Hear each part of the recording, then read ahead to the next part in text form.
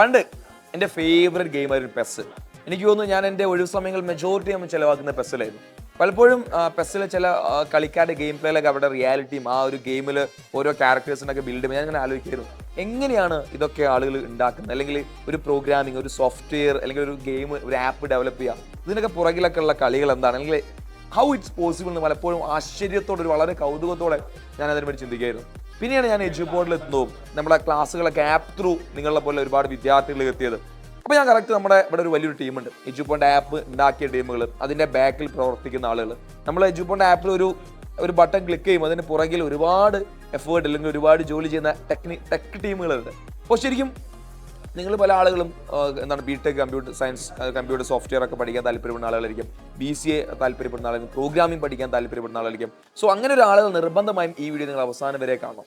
എങ്ങനെയാണ് ഈ ഒരു പ്രോഗ്രാമിംഗ് ആപ്പ് ഡെവലപ്മെന്റ് അവർ പഠിച്ചിരിക്കുന്ന കോഴ്സുകൾ എന്തൊക്കെയാണ്, അല്ലെങ്കിൽ അത് പഠിച്ചാൽ അവർക്ക് എന്തൊക്കെ ജോലിയാണ് ചെയ്യാനുണ്ടായിരിക്കുക, അല്ലെങ്കിൽ അവരെന്തൊക്കെയാണ് ഇതിന് പുറകിൽ അവരുടെ എഫേർട്ട് എന്തെല്ലാം ഒക്കെ വളരെ എന്താണ് പറയുക ഡയറക്റ്റ് ആയിട്ട് വിത്ത് അവരുടെ പണി, അവരുടെ എന്താണ് ജോലി, അവരുടെ വർക്ക് അടക്കമാണ് ഞാൻ നിങ്ങൾക്ക് എന്ത് ചെയ്യാൻ വേണ്ടി പോകുന്നത്, കാണിച്ചു തരാൻ വേണ്ടി പോകുന്നത്. സോ വെൽക്കം ടു എഡ്യൂപോണ്ട് ടെക് ഡിപ്പാർട്ട്മെന്റിൽ നിങ്ങൾക്ക് സ്വാഗതം.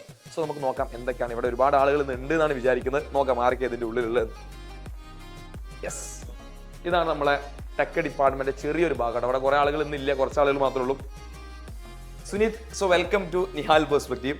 ഇപ്പം ഞാൻ ഇങ്ങനെ കുട്ടികളുടെ നമ്മളൊരു സീരീസ് ചെയ്യുന്നുണ്ട്, ആഫ്റ്റർ +2 അവർക്ക് എന്താ കോഴ്സ് എടുക്കാൻ പറ്റാം കാര്യങ്ങളൊക്കെ. അപ്പോൾ ഞാനിങ്ങനെ പണ്ടൊക്കെ ഞാൻ വളരെ കൗതുകത്തോടെ നോക്കി കണ്ട ഒരു സാധനം, ഇത് ആപ്പ് എങ്ങനെ ഉണ്ടാക്കിയത്, അതിൻ്റെ പുറകിലെ പ്രവൃത്തികളൊക്കെ നമ്മളിതെന്താ ഡൗൺലോഡ് ചെയ്യുന്നു, ക്ലിക്ക് ചെയ്യുന്നു, മോശം ഒഴിവാക്കുന്നു. പക്ഷെ നമ്മൾ ഇതിൻ്റെ പുറകിലുള്ള എഫേർട്ടും കാര്യങ്ങളും നമുക്കറിയില്ല. കാരണം ഞാനൊരു സയൻസ് ബാക്ക്ഗ്രൗണ്ടിൽ, കോമേഴ്സ് ബാക്ക്ഗ്രൗണ്ടിൽ നിന്ന ആളാണ്. അപ്പം എങ്ങനെയാണ് ശരിക്കും ഇതിൻ്റെ പിന്നിലെ പരിപാടികളൊക്കെ എന്താ?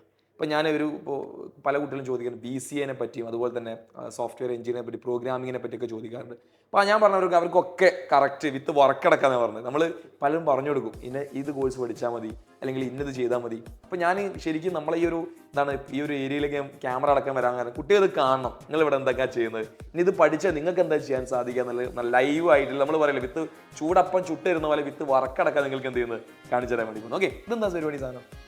ശരിയാട്ടോ, ഒന്നും കൂടെ വരുമോ? അതാണത്. ശരിക്കും എനിക്കിത് കണ്ടിട്ട് പിന്നെ വേറെ എന്തൊക്കെയാ തോന്നുന്നത്, മറ്റേ ഈ പരിപാടി ഒന്ന് കാണിക്കാനുള്ളത് പണ്ട് സിനിമയിൽ ഹാക്ക് ചെയ്താൽ വരുന്ന സാധനമുള്ളത് അല്ലേ, നമ്മളെ മറ്റേ ഏത് സിനിമയിൽ ഏതോ സിനിമയിൽ ഹാക്ക് ചെയ്യുമ്പോൾ ഇങ്ങനെ സാധനങ്ങളൊക്കെ വരാം. പിന്നെ നല്ല വിജയിന്റെ സൂര്യന്റെ ഒക്കെ സിനിമ ആണെങ്കിൽ പോലീസ് സ്റ്റേഷൻ മൊത്തം ഇതേപോലെ സ്ക്രീനും പരിപാടിയൊക്കെ ആയിട്ട് അല്ലേ. HTML ജാവാസ്ക്രിപ്റ്റ് ആണ് സംഭവം. HTML ഒരു ഫ്രെയിംവർക്ക് ആണ്. HTML പോലെ അതിന്റെ കുറച്ചും കൂടി ഹൈ എൻഡ് സാധനം അല്ലേ. ഹൈ എൻഡ് എന്നൊക്കെ എനിക്കറിയില്ല. ഞാൻ ഡയറക്റ്റ് എനിക്ക് നിങ്ങളെപ്പോലെ കൗതുകാണത് എന്താണ് പരിപാടി കറക്റ്റ് നോക്കി മനസ്സിലാക്കി വരും കേട്ടോ. ശരിക്കും പിന്നെ ഇതൊരു നിങ്ങൾ കഴിഞ്ഞ കോഴ്സ് എന്താ? ഞാൻ ബിടെക് കമ്പ്യൂട്ടർ സയൻസ് ആണ് പഠിച്ചത്. കുസാറ്റിനാണ് പഠിച്ചത്. കുസാറ്റിന്ന് ബിടെക് കമ്പ്യൂട്ടർ സയൻസ് അല്ലേ. 24 പാസ് ഔട്ട് ആണ്. 24 ഓക്കെ, 2024 പാസ്. അപ്പോൾ എത്ര അതേ ഒരു വർഷമായിട്ടുള്ള. അപ്പോൾ കുറച്ചും കൂടി ഈ പഠിക്കുന്ന കാര്യത്തെ പറ്റിയും കോഴ്സിനെ പറ്റിയും കൂടി കുറച്ച് എന്തായാലും പറഞ്ഞാൽ കാര്യം കോളേജിൽ നിന്ന് ഇറങ്ങിയിട്ട് അധികം ചൂട് തീർന്നില്ല, ബെഞ്ചിന്റെ ചൂട് ഇപ്പോഴും ബാക്കിൽ നിന്ന്. അപ്പോൾ പിന്നെ എന്താണ് ഏതൊരു മൈൻഡ് സെറ്റിലെ കുട്ടിയായിരിക്കണം ഈ ഒരു കോഴ്സ് സെലക്ട് ചെയ്യേണ്ടത്? പൊതുവെ ഒരു പ്രോബ്ലം സോൾവിങ് എന്ത് കണ്ടാലും അത് എങ്ങനെ ഉണ്ടാക്കി, ഇപ്പൊ ഒരു വെബ്സൈറ്റ് ഒക്കെ കണ്ടു കഴിഞ്ഞാൽ ഒക്കെ അത് അതിൽ എന്തൊക്കെയാണ് നടക്കുന്നത്, ബാക്കിൽ എന്തൊക്കെയാണ് നടക്കുന്നത്, ഒരു പ്രോബ്ലം സോൾവിങ് മൈൻഡ് സെറ്റുള്ള ആൾക്കാർക്ക് ഭയങ്കര സൂട്ടബിൾ ആയിട്ടുള്ള ഒരു കരിയറാണ്. ഞാനിപ്പോ ഒന്ന് ചോദിച്ചോളൂ, ഒരു ക്യൂരിയോസിറ്റി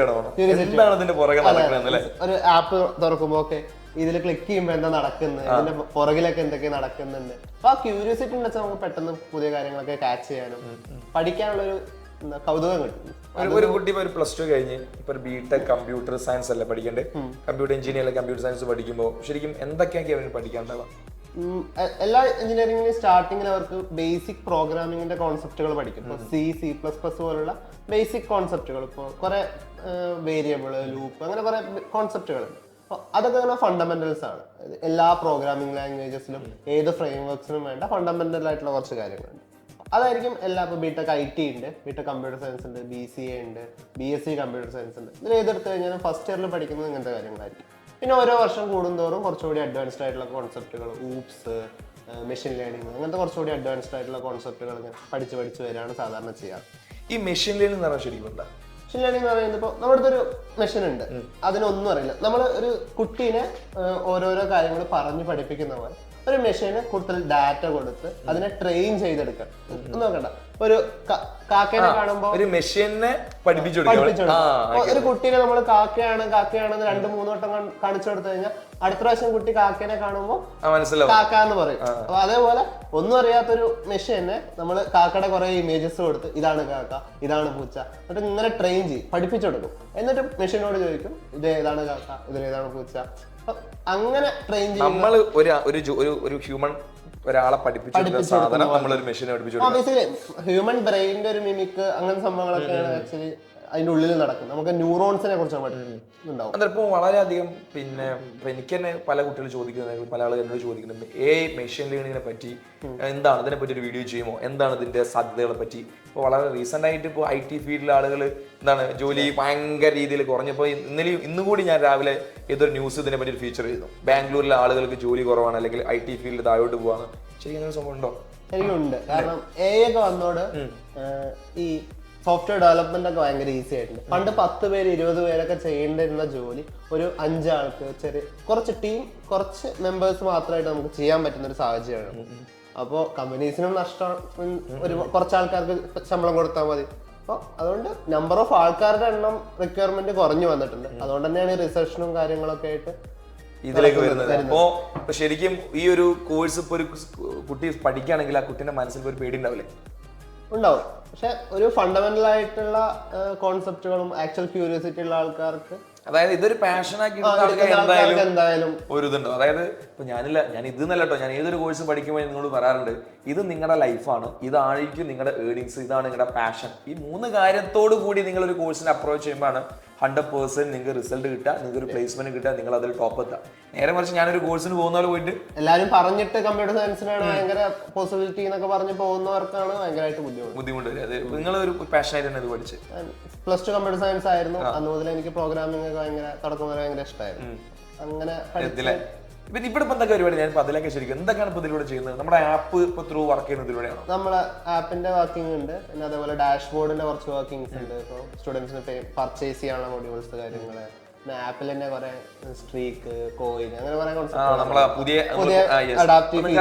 ആപ്പിൽ ഒരു പുതിയ സാധനം വന്നിട്ടുണ്ട്, ഒരുപാട് സ്റ്റിക്കേഴ്സ് വന്നിട്ടുണ്ട്, അതുപോലെ തന്നെ വേറെ കോയിൻസ് വന്നിട്ടുണ്ട്. അതൊക്കെ നമ്മളിപ്പോ പണ്ട് മറ്റേ ഏത് ഗെയിം കളിക്കുമ്പോൾ കോയിൻസ് കിട്ടുക, മറ്റേ ടെമ്പിൾ റൺ, നമ്മൾ ഒരുപാട് കോയിൻസ് അതുപോലെ നമ്മളെ എഡ്യൂപോയിന്റ് ആപ്പില്. പിന്നെ പുതിയ ടീം ഈ വർഷം കൊണ്ടുവന്നാണ്. നിങ്ങൾ ക്ലാസ് കാണുമ്പോൾ നിങ്ങൾ ഒരുപാട് ക്വസ്റ്റ്യൻസ്, അഡാപ്റ്റീവ് ക്വസ്റ്റ്യൻസ് ആൻസറിനൊക്കെ ഒരുപാട് കോയിൻസ് കിട്ടും. അപ്പൊ നിങ്ങളുടെ ലേണിംഗ് കുറച്ചും കൂടി ഗെയിമിഫൈ ചെയ്യാൻ വേണ്ടിയിട്ടാണ് ചെയ്യുന്നത് അല്ലേ? അതൊക്കെ ഇവരാ ചെയ്യുന്നത്. ശരിക്കും നിങ്ങളെ പൊസിഷൻ, ജോലിയുടെ പൊസിഷൻ എന്താ വിളിക്കുക പേര്? ഞാൻ ബാക്ക് എൻഡ് എഞ്ചിനീയർ ആണ്. ഇവിടെ ഫ്രണ്ട് എൻഡ് എഞ്ചിനീയേഴ്സ് ഉണ്ട്. ആപ്പിന്റെ ബാക്ക് എൻഡ് എഞ്ചിനീയർ, അതായത് നമ്മളൊരു ക്ലിക്ക് ചെയ്താൽ ആ ക്ലിക്കിന്റെ പുറകെ നിന്ന് പരിപാടി ചെയ്യുന്ന ആൾക്കാരാണ് അല്ലേ? നിങ്ങൾക്കിപ്പോ സ്റ്റിക്കറിന്റെ കാര്യം ഇപ്പൊ എല്ലാവരും കണ്ടിട്ടുണ്ട്. അപ്പൊ ഏത് സ്റ്റിക്കർ കാണിക്കണം, എപ്പോ കാണിക്കണം, അങ്ങനത്തെ കാര്യങ്ങൾ, ലോജിക് കാര്യങ്ങളൊക്കെ ബാക്ക് എൻഡിലായിരിക്കും ഹാൻഡിൽ ചെയ്യുക. അത് കാണിക്കേണ്ടത് അങ്ങനത്തെ കുറച്ച് കാര്യങ്ങൾ ഫ്രണ്ടിൽ നിങ്ങൾ കാണുന്ന കാര്യങ്ങളായിരിക്കും ഫ്രണ്ട് എൻഡ് എഞ്ചിനീയേഴ്സ് ചെയ്യുക. ആപ്പിൽ കാണുന്ന കാര്യങ്ങളൊക്കെ ഫ്രണ്ട് എൻഡ് എഞ്ചിനീയേഴ്സ് ആയിരിക്കും ചെയ്യുക. എങ്ങനെയാ ഇത് പഠിച്ചറിയാം ഒരാൾക്ക് ഒരു മിനിമം ഒരു ആവറേജ് പാക്കേജ് ഒക്കെ ആണെങ്കിൽ ഫ്രം ഞാൻ ഓൾ ഓവർ ഇന്ത്യ, ഞാൻ പുറത്തൊന്നും പറയുന്നില്ല, ഇന്ത്യയിൽ ഇപ്പൊ ഒരാൾ ഇത് പഠിച്ചൊരു ജോലിക്ക് പോകണമെങ്കിൽ ഏകദേശം എത്ര പാക്കേജ് ഉണ്ട്?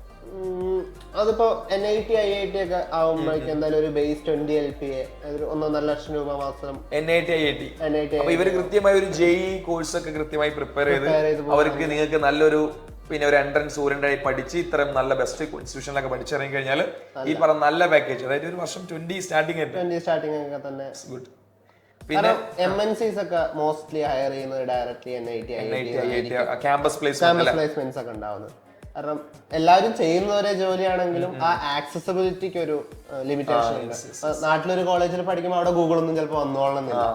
NIT-ൽ അതേ ആള് NIT IIT പോയി പഠിക്കുകയാണെന്ന് വെച്ചാൽ അവിടെ ഇന്റർവ്യൂവിന് വരുന്നത്. നമ്മൾ പലപ്പോഴും ഈ കുട്ടികൾ ഇപ്പൊ ഏറ്റവും കൂടുതൽ ഓപ്റ്റ് ചെയ്യുന്നത് പുറത്തു പോയി പഠിക്കാന്നുള്ള. ഈ പുറത്തു പോയി പഠിക്കുന്നതിന്റെ കൺസെപ്റ്റ് മെയിൻ കാര്യം ഞാൻ കണ്ടൊരു അഡ്വാൻറ്റേജ്, ഇപ്പൊ ഒരു കുട്ടി കേരളത്തിൽ ഒരു MBA, ഞാൻ MBA വളരെ ബേസ് ആയിട്ട് പണ്ട് ആളുകൾ ഏറ്റവും കൂടുതൽ MBA കോഴ്സ്, ഇപ്പൊ കേരളത്തിൽ ഒരാൾ MBA ചെയ്യുമ്പോൾ അതിന് കിട്ടുന്ന എത്രയോ 10x ഒരു റെക്കഗ്നീഷൻ ആൻഡ് പ്ലേസ്മെന്റ് ആയിരിക്കും ചിലപ്പോൾ നിങ്ങൾ ബാംഗ്ലൂർ പോലത്തെ അല്ലെങ്കിൽ അത് ഡൽഹി പോലത്തെ കാര്യം ഒരു സിറ്റീസിൽ വരുമ്പോൾ ഒരുപാട് പല കമ്പനീസ് ഉണ്ടാവും, അവർ ഹയറിംഗ് നടത്തും. അപ്പോൾ അതാണ് ഇതിന്റെ ഏറ്റവും വലിയൊരു അട്രാക്റ്റീവ്. നമ്മളൊരു ഏറ്റവും നല്ലൊരു ബെസ്റ്റ് സ്ഥലത്ത് ജോലി ചെയ്യാൻ നമ്മൾ ആഗ്രഹിക്കുന്നത്. അപ്പോൾ അത് നല്ലൊരു എമൗണ്ടിൽ സാലറി വേണം. അപ്പോൾ ഇത്രയും ബെസ്റ്റ് കമ്പനീസ് എവിടെയാണുള്ളത് അവിടെയാണ് നമുക്ക് ഓപ്പർച്യൂണിറ്റീസ് ഉണ്ടാവുക. അപ്പോൾ ഇത്രയും ഇപ്പോൾ പുറത്തു പോയി പഠിക്കുമ്പോൾ ഏറ്റവും ഉള്ളൊരു അഡ്വാൻറ്റേജ് ഇത്തരത്തിലുള്ള പ്ലേസ്മെന്റ് ഓപ്പർച്യൂണിറ്റീസ് കമ്പാരിറ്റീവ്ലി കൂടുതലായിരിക്കും അല്ലേ? പിന്നെ അലുമിനി സപ്പോർട്ട് ഉണ്ടായിരിക്കും. NIT IIT അലുമിനീസ് ആയിരിക്കും ഗൂഗിളിന്റെ ഒക്കെ ടോപ്പ് പൊസിഷൻസിൽ ഇരിക്കുന്നുണ്ടാവും. അപ്പൊ അവരുടെ കോളേജിന് ഒരു പ്രിഫറൻസ്, അവര് കോളേജിലേക്ക് ഹയർ ചെയ്യാൻ വരും. ഇതിപ്പോ ഞാനിപ്പോ ഇന്നലെ ആരോ പറഞ്ഞിരുന്നു, നമ്മൾ ഈ പറഞ്ഞ പ്രധാനപ്പെട്ട ഓൾ ഇപ്പോ സൊമാറ്റോ ആയിക്കോട്ടെ, പിന്നെ ഇപ്പൊ ഓലല്ല ഇത് വയ്ക്കുന്ന ഏതൊരു ബൈക്ക്, ഈവൻ നമ്മൾ അജാസാർ പോലെ എജുബോർഡിന്റെ ഫൗണ്ടർ അജാസാർ പോലെ NIT വലിച്ചിറങ്ങി. അപ്പൊ സ്വാഭാവികമായിട്ടും ഇപ്പൊ നമ്മളെ ഫസ്റ്റ് ഹയറിംഗ് അവിടെ നിന്നായിരുന്നു. അജാസ്ക നമ്മളെ ഫസ്റ്റ് ഹയർ ചെയ്ത NIT സ്റ്റുഡൻസിന്. അപ്പോൾ ആ ഒരു പ്രയോറിറ്റി എപ്പോഴും അവിടെ ഉണ്ടായിരുന്നു. കൾച്ചറും അവിടുത്തെ എല്ലാവരും ഭയങ്കര ഓണ്ടർപ്രണർ മൈൻഡ് ആൾക്കാർ, എന്തെങ്കിലും സ്വന്തമായിട്ട് തുടങ്ങണം, അല്ലെങ്കിൽ അത്രയും നമ്മളൊപ്പം നമുക്ക് പാഷൻ, ഒപ്പമുള്ള എല്ലാവരും പാഷൻ ആകുമ്പോൾ നമുക്ക് എന്തെങ്കിലുമൊക്കെ ചെയ്യണം എന്നൊരു പണ്ട് പറയാണ്ട് നമ്മൾ കൂടെ ഇരിക്കുന്ന 5 ആൾക്കാരിലെ ഒരു പോർഷനൊക്കെ നമ്മള്. അപ്പൊ നമ്മൾ കുറെ ഇതിന്റെ മോറൽ സൈഡ്, ഇതിന്റെ ഒരു ക്വാളിറ്റി സൈഡ് ഒക്കെ പറയും. എന്താ ശരിക്കും ഇവിടുത്തെ കുറച്ചുകൂടി ടെക്നിക്കൽ സൈഡ് നോക്കുകയാണെങ്കിൽ നിങ്ങൾക്ക് എന്തൊക്കെ അവിടെ ചെയ്യാനുള്ളത്? ഇവിടെ ഞാൻ മോസ്റ്റ്ലി ബാക്ക് എൻഡ് സംഭവങ്ങളാണ് ചെയ്യാറ്. ഇവിടെ പൈത്തൺ, ജാങ്കോ ഫ്രെയിം വർക്സിലാണ് ഇവിടെ നമ്മൾ ഡെവലപ്മെന്റ് ചെയ്യാറ്. ഞാൻ മോസ്റ്റ്ലി വർക്ക് ചെയ്യാറ് ഈ എൻറോൾമെന്റ്സ്, പേയ്മെന്റ്. അല്ല, ഈ കാര്യങ്ങൾ എന്തെങ്കിലും പുറത്തു പറഞ്ഞാൽ നമ്മള് ഇല്ലല്ല, പ്രശ്നമൊന്നുമില്ല. അപ്പോൾ ഓരോ ആപ്പ് ഉണ്ടാക്കാൻ വേണ്ടിയുള്ള ഫ്രെയിം വർക്ക്സ് ഉണ്ട്. ഇപ്പോൾ ഫ്ലട്ടർ, ഡാർട്ട് എന്ന് പറഞ്ഞൊരു ലാംഗ്വേജ് വെച്ചിട്ടാണ്, ഫ്ലട്ടർ എന്നുള്ളൊരു ഫ്രെയിം വർക്ക് വെച്ചിട്ടാണ് നമുക്ക് iOS ആപ്പ്, ആൻഡ്രോയിഡ് ആപ്പ് ഒക്കെ ഉണ്ടാക്കാൻ പറ്റുന്നത്. ബാക്ക് എൻഡ് നമ്മൾ ജാങ്കോ, പൈത്തൺ എന്നുള്ള ഒരു ലാംഗ്വേജിന്റെ ഒരു ഫ്രെയിം വർക്കാണ് ഇത്. കുറേ സംഭവങ്ങൾ നമുക്ക് റിപ്പീറ്റഡ് ആയിട്ട് എല്ലാ പ്രൊജക്റ്റിനും വേണ്ടി വരും. അതൊക്കെ ഒതന്റിക്കേഷൻ, ലോഗിൻ ചെയ്യുന്നത് എല്ലാ പ്രൊജക്റ്റിനും ലോഗിൻ ആയിരിക്കും. ഇപ്പോൾ ജാങ്കോ എന്നുള്ള ഒരു ഫ്രെയിം വർക്കിൽ ഇതൊക്കെ ഉണ്ടായിരിക്കും. ഇങ്ങനെ കോമൺ ആയിട്ടുള്ള കുറേ സംഭവങ്ങളൊക്കെ ചേർന്നിട്ടുള്ള ഒരു ഫ്രെയിം വർക്ക്സ് നമ്മൾ എല്ലാം ബാക്ക് എൻഡ് എഴുതാണെന്ന് വെച്ചാലും ഫ്രണ്ട് എൻഡ് എഴുതാണെന്ന് വെച്ചാലൊക്കെ യൂസ് ചെയ്യും. അങ്ങനെ ഫ്ലട്ടർ, ജാങ്കോ എന്നുള്ള 2 ഫ്രെയിം വർക്ക്സ് ആണ് നമ്മളിവിടെ മെയിൻ ആയിട്ട് യൂസ് ചെയ്യുന്നത്. ഇതിനെ പറ്റിയൊക്കെ എന്തെങ്കിലും പ്ലസ് ടുവിൽ കുട്ടികൾ പഠിക്കുന്നുണ്ടോ? പ്ലസ് ടുവിൽ ഭയങ്കര ബേസിക് സംഭവങ്ങളായിരിക്കും. ഞാൻ ഇതേപോലെ പ്ലസ് ടു കൊമേഴ്സിൽ കമ്പ്യൂട്ടർ ആപ്ലിക്കേഷൻ പഠിച്ച അവിടെ ഞാൻ പഠിക്കാൻ സമയത്ത് നമുക്ക് പഠിക്കാനുള്ളത് പിന്നെ HTML-ഉം പിന്നെ ഇതെന്നറിയോ സി ഞാൻ പഠിച്ചിറങ്ങിയ അടുത്ത വർഷം ജാവയാണ്. വേറെ സാധനമല്ലോ, അല്ലല്ല, വളരെ ലോ ലെവൽ സാധനം. ഓക്കെ, പ്ലസ് 2 ലെവലൊക്കെ നമുക്ക് ഭയങ്കര ബേസിക് ആയിട്ടുള്ള ആ ഫണ്ടമെന്റൽ കാര്യങ്ങളാണ് പഠിക്കാനുണ്ടാവും. അപ്പൊ അത് വെച്ച് വേണം നമ്മൾ ബാക്കി ബിൽഡപ്പ് ചെയ്യാൻ വേണ്ടിയിട്ട്. അപ്പോൾ എന്റെ ഈ കാര്യങ്ങളൊക്കെ വന്നു കഴിഞ്ഞാലും ആ ഫണ്ടമെന്റൽസ് വളരെ ക്ലിയർ ആയിരിക്കും. എന്തെങ്കിലും ഒരു ഇഷ്യൂ വന്നാൽ നമുക്ക് ഡീബഗ് ചെയ്യാനും അതിന്റെ റൂട്ട് കോസ് കണ്ടുപിടിക്കാനും ഒപ്റ്റിമൈസ് ആയിട്ട് കോഡൊക്കെ എഴുതാനും വേണ്ടിയിട്ട് നമുക്ക് ഫണ്ടമെന്റൽ ആയിട്ടുള്ള കാര്യങ്ങൾ ഭയങ്കര. ഞാൻ ചോദിക്കട്ടെ, ഒരാളിത് പഠിച്ച് പക്ഷെ ആ ഒരു സ്റ്റുഡന്റ് ഇപ്പൊ ഞാനിപ്പോ ഇത് കണ്ടെന്ന് ഞാൻ ഒരു ഫ്രഷർ എന്ന ഞാൻ മനസ്സിലാക്കുന്നത്, ഇപ്പൊ നമ്മൾ ഈ ഒരു ഫീൽഡിൽ ജോലി ചെയ്യുമ്പോൾ നിങ്ങൾ പറഞ്ഞ പോലെ ഇഷ്യൂസും കോഡും കാര്യങ്ങളൊക്കെ നമ്മുടെ ഓർമ്മയിൽ ഉണ്ടാവണമെങ്കിൽ നമ്മൾ ഒരു 8 മണിക്കൂർ ജോലി ചെയ്യുന്ന ഒരാളായ മതിയോ? 8 മണിക്കൂർ പഠിക്കുന്ന സമയത്ത് ഞാനൊക്കെ രാത്രിയൊക്കെ ഓവർനൈറ്റ് ഒക്കെ ഇരുന്ന് പ്രൊജക്ട്സ് ഒക്കെ ചെയ്ത് വർക്ക് ചെയ്യുന്നുണ്ടായിരുന്നു. വർക്കിന് കയറി കഴിഞ്ഞാൽ അത് കമ്പനി ഡിപ്പെൻഡന്റ് ആയിരിക്കും ഉണ്ടാവുക. ഇപ്പോൾ എജുപോർട്ടിലൊക്കെ അടിപൊളി വർക്ക് കൾച്ചറാണ്. 9 to 5 അല്ലെങ്കിൽ ഫ്ലെക്സിബിൾ ആയിട്ട് നമുക്ക് നമ്മൾ ചിലപ്പോൾ നമ്മൾ വീട്ടിലൊക്കെ എന്തെങ്കിലും ചെയ്യാണ്ടാവുന്ന ചോദിക്കുന്നത്. ഉണ്ടായിരിക്കും ഒബ്വിയസ്ലി. അതാണ് ചോദിക്കുന്നത്. അപ്പോൾ ഇത് കാരണം ഇത് ചിലപ്പോൾ ആപ്പ് നിന്ന് പോയി എന്ന് വിചാരിക്കാം, നിങ്ങളല്ല ഇതിന് പുറകെ നിൽക്കണ്ടേ. ഇഷ്യൂസ് വന്നു നമുക്ക് ടെക് ഓൺ കോൾ ഉണ്ടായിരിക്കും. ഇപ്പോൾ രാത്രിയും ഇപ്പോൾ ഇഷ്യൂസ് വന്നു കഴിഞ്ഞാൽ നമ്മൾ എന്ത് ചെയ്യണം? ആൻസറബിൾ ആയിരിക്കണം. അതൊരു 9 to 5 ജോബിൽ മാത്രം ഒതുങ്ങി നിൽക്കുക ആയിരിക്കില്ല ടെക് ഉണ്ടാവുക. പക്ഷെ അത് കമ്പനീസിനനുസരിച്ച് ഡിപ്പെൻഡന്റ് ആയിരിക്കും. ചില കമ്പനീസിന് അങ്ങനെ സപ്പോർട്ടിന് വേണ്ടിയിട്ട് തന്നെ ആൾക്കാരുണ്ടായിരിക്കും. MNC ഒക്കെ നോക്കുകയാണെന്ന് വെച്ചാൽ സപ്പോർട്ടിന് വേണ്ടി ആൾക്കാരുണ്ടായിരിക്കും. ഒരു സ്റ്റാർട്ടപ്പ് കൾച്ചർ നോക്കുമ്പോൾ എല്ലാം നമ്മൾ എന്നൊക്കെ ചെയ്യേണ്ടി വരും. ഇപ്പോൾ നമ്മളിപ്പോ മെജോറിറ്റി കുട്ടികൾ ഇപ്പോൾ ഇങ്ങനെ ഒരു കോഴ്സ് എടുക്കാൻ ആഗ്രഹിക്കുകയാണെങ്കിൽ ഫസ്റ്റ് ഓഫ് ഓൾ അവർക്ക് ഒരു പാഷൻ ഉണ്ടായിരിക്കും. എനിക്കൊരു പ്രോഗ്രാം ചെയ്യണമെങ്കിൽ, എനിക്കൊരു ആപ്പ് ഡെവലപ്പ് ചെയ്യണം, അല്ലെങ്കിൽ എനിക്ക് ഈ ഒരു സെക്ടറിലേക്ക് വരണം. അപ്പോൾ അവനിത് എടുക്കുന്ന ഈ പറഞ്ഞാൽ ഒന്നെങ്കിൽ പിന്നെ കമ്പ്യൂട്ടർ എഞ്ചിനീയറിംഗ് എടുക്കും, ഒന്നെങ്കിൽ അവന് IIT NIT കിട്ടുന്നില്ലായിരിക്കാം. അവനൊരു നല്ലൊരു പുറമെ ഇപ്പോൾ ചില ബാംഗ്ലൂരോ അല്ലെങ്കിൽ മൈസൂരോ ഹൈദരാബാദൊക്കെ നല്ല നല്ല സ്ഥലത്ത് പോയിട്ട് ഒരു കോളേജ് അവൻ ഒപ്റ്റ് ചെയ്യുന്നു, അവൻ പഠിച്ചിറങ്ങി ഒരുപാട് ആളുകൾ പഠിച്ചിറങ്ങിയിട്ടുണ്ടാവില്ലേ. ഒരു കമ്പനി ഒരാളെ ഇന്റർവ്യൂ ചെയ്യുമ്പോൾ എന്തായിരിക്കും ഫസ്റ്റ് നോക്കുക? സ്ഥിരമായിട്ട് പഠിക്കാൻ വേണ്ടി ചെയ്യുന്ന കുറച്ച് പ്രോജക്ട്സ് ഉണ്ടായിരിക്കും. ഒരു എന്താ പറയാ, സ്കൂളിന്റെ മാനേജ്മെന്റ് സിസ്റ്റം, അതൊക്കെ നമുക്ക് കണ്ടാൽ തന്നെ പ്രൊജക്ട് പോലെ സെയിം ചെയ്യുന്ന സാധനം എല്ലാവരുടെയും. ഞാനിപ്പോ പറഞ്ഞില്ല, എന്നെ പ്ലസ് 2 അന്ന് ഞങ്ങൾ ഉണ്ടാക്കിയ ഒരു ബ്രൗസർ, കാൽക്കുലേറ്റർ, ഇതൊക്കെ ഞങ്ങൾ ഇതേപോലെ. പക്ഷേ അതിന്റെ ആ സോഫ്റ്റ്വെയർ പേര് കറക്റ്റ് എല്ലാവരും റെസ്യൂമേല് കാൽക്കുലേറ്റർ ഉണ്ടാവും, അല്ലെങ്കിൽ ഇവന്റ് മാനേജ്മെന്റ് സിസ്റ്റം. അപ്പൊ കോമൺ ആയിട്ട് കുറെ ടെംപ്ലേറ്റ്. ഇതല്ലാണ്ട് അവര് സ്വന്തം ഇത് പഠിക്കാൻ വേണ്ടി സ്വന്തമായിട്ട് എക്സ്പ്ലോർ ചെയ്തിട്ട് എന്തെങ്കിലും ചെയ്തു വെച്ചാൽ അതൊരു സ്ട്രൈക്കിംഗ് പോയിന്റ് ആണ്. അതായത് പഠിക്കുന്ന സമയത്തെ പ്രൊജക്റ്റിലെ അവരുടെ ഇനീഷ്യേറ്റീവ് അപ്പൊ അത് കോഡൊക്കെ വായിച്ചു നോക്കും നമ്മള്. ഈ കാരണം കാര്യങ്ങളൊക്കെ നിങ്ങൾ പഠിക്കാൻ ഉദ്ദേശിക്കുന്നത് നോട്ട് ചെയ്ത് വെച്ചോ. ഇത് നിങ്ങളുടെ പാഷൻ ആണെങ്കിൽ നിങ്ങൾക്ക് ഇത് നല്ലൊരു ഫ്യൂച്ചർ. പിന്നെ അവരെഴുതുന്ന കോഡിന്റെ സ്റ്റൈല് ചിലപ്പോൾ ChatGPT, നമ്മൾ അവരായിട്ട് ഇന്റർവ്യൂ ഒക്കെ ചെയ്യുമ്പോൾ അവർ ജസ്റ്റ് ChatGPT ഇടുന്നോ വേറെ പ്രൊജക്ടിനോ കോപ്പി പേസ്റ്റ് ചെയ്തതാണോ, നമ്മൾ ചിലപ്പോൾ ഒരു ഫീച്ചർ, ഇപ്പോൾ കാൽക്കുലേറ്റർ ആണെന്ന് വെച്ചാൽ ചിലപ്പോൾ മൾട്ടിപ്ലിക്കേഷൻ ഇങ്ങനെയാക്കാം, മൾട്ടിപ്ലൈ ചെയ്യുമ്പോൾ വേറെ എന്തെങ്കിലും ഒരു ഫീച്ചർ ആഡ് ചെയ്യാൻ പറയും. അപ്പം അതൊക്കെ ഇന്റർവ്യൂവിനനുസരിച്ച് നമ്മൾ എന്ത് ചെയ്യും, അവരോട് സജഷൻസ് ചോദിക്കും. കോഡിന് എങ്ങനെയാണ് എഴുതി, അല്ലെങ്കിൽ എന്തുകൊണ്ട് ഈ ഒരു ഡിസിഷൻ എടുത്തു, അതൊക്കെ സംസാരിക്കുമ്പോൾ നമുക്ക് അവരുടെ ഒരു ക്രിട്ടിക്കൽ തിങ്കിങ്ങും വേ ഓഫ് തിങ്കിങ്ങും കാര്യങ്ങളൊക്കെ മനസ്സിലാക്കാം. അപ്പൊ ശരിക്കും ഈ ഇതിനെപ്പറ്റി അറിയുന്ന ഒരാൾക്ക് കറക്റ്റ് ഒരാൾ സംസാരിക്കുമ്പോൾ ഇയാൾക്ക് കൃത്യമായി എന്തെങ്കിലും ചെയ്യാൻ കഴിയും, അല്ലെങ്കിൽ വേറെ ആരോ ചെയ്തു വെച്ചാണോ പ്രസന്റ് ചെയ്തത് നമ്മൾ അറിയാൻ കഴിയും. ഗ്രൂപ്പ് പ്രൊജക്ട് ഒക്കെ ഉണ്ടായിരിക്കും, 3-4 പേരൊക്കെ ചേർന്ന് അതില് ചിലപ്പോൾ ഡോക്യുമെന്റേഷൻ ചെയ്ത ആളായിരിക്കും. അപ്പൊ എന്റെ പ്രൊജക്റ്റ് ആണെന്ന് പറഞ്ഞിട്ട് റെസ്യൂമേലൊക്കെ ഉണ്ടാവും, പക്ഷെ ആളതിലൊന്നും ചെയ്തിട്ടുണ്ടാവില്ല. അതൊക്കെ നമ്മളുടെ ഒരു കോൺട്രിബ്യൂഷൻ പ്രൊജക്റ്റില് ചിലപ്പോൾ ഏതെങ്കിലും ഒരു മൊഡ്യൂൾ മാത്രമായിരിക്കും നമ്മൾ ചെയ്യും. അതിനെക്കുറിച്ച് നമുക്ക് എന്ത് ചോദിച്ചാലും അറിയാനും അതിൽ പുതിയ ഫീച്ചേഴ്സ് ആഡ് ചെയ്യാനൊക്കെ നമുക്ക് പറ്റുകയാണെങ്കിൽ അത് നല്ലൊരു ഗുഡ്. ശരി, എങ്ങനെയാണ് ഇവിടെ എഡ്യൂപോർട്ടിൽ എത്തിപ്പെടുന്നത്? ഞാൻ ആക്ച്വലി ഒരു ഹാക്കത്തോൺ നടത്തിക്കൊണ്ടിരിക്കുകയായിരുന്നു. അപ്പോഴാണ് ഇവിടുത്തെ ഒരു ടെക് ലീഡ് പോലെ ഉണ്ടായിരുന്ന ആള് കണ്ട് സംസാരിച്ച് പലൊരാളെ ഹയർ ചെയ്യുന്നുണ്ട് സംസാരിച്ചു. ഹാക്കത്തോണിന്റെ ഇടയിൽ യാദൃശ്ചികമായിട്ട് ഹാക്കത്തോൺ എന്ന് പറഞ്ഞാൽ ബേസിക്കലി ഒരു കോമ്പറ്റീഷനാണ്. ഈ ഡെവലപ്പേഴ്സ് ഒക്കെ ഇരുന്ന് ഒരു പ്രോബ്ലം കൊടുക്കും, അത് സോൾവ് ചെയ്യുന്ന പ്രൊഡക്റ്റ് ആപ്ലിക്കേഷൻസ് ഒക്കെ ഇങ്ങനെ ബിൽഡ് ചെയ്യുന്ന ഒരു 24 hour കോമ്പറ്റീഷനാണ്. അപ്പൊ അത് കാണാൻ വന്ന ഒരാളായിരുന്നു എജുപോർട്ടിൽ ഉണ്ടായിരുന്ന ഷാഹിൻ ഖാൻ. അവരായിട്ട് കുസാറ്റിൽ തന്നെയാണ്. ഈ നല്ല കോളേജിൽ പഠിക്കുമ്പോൾ കിട്ടുന്ന ഒരുപാട് ഓപ്പർച്യൂണിറ്റി ഉണ്ട്. ജസ്റ്റ് അവിടുന്ന് ക്ലാസ്സും അതിനപ്പുറം കുറെ ഇവന്റ്സ് ഞാനൊക്കെ ഒരുപാട് ഇവന്റ്സ് ഓർഗനൈസ് ചെയ്തിട്ടുണ്ട്. അതിൽ നിന്ന് കുറെ കാര്യങ്ങൾ പഠിക്കാൻ പറ്റും, ടീം മാനേജ് ചെയ്യാൻ പഠിക്കാൻ പറ്റും. അപ്പോൾ മോർ ദാൻ ജസ്റ്റ് കോഡും പ്രൊജക്റ്റും മാത്രമല്ലാണ്ട് കുറച്ച് നെറ്റ്വർക്കിങ്ങും ആൾക്കാരായിട്ടുള്ള ബന്ധങ്ങളൊക്കെ നമുക്ക് നല്ല കോളേജിൽ ചെന്ന് കഴിഞ്ഞാൽ നമുക്ക് കിട്ടാൻ പറ്റും. ഇപ്പൊ ഞാനിപ്പോ ഒരുപാട് കോളേജ് വരുന്നുണ്ട്.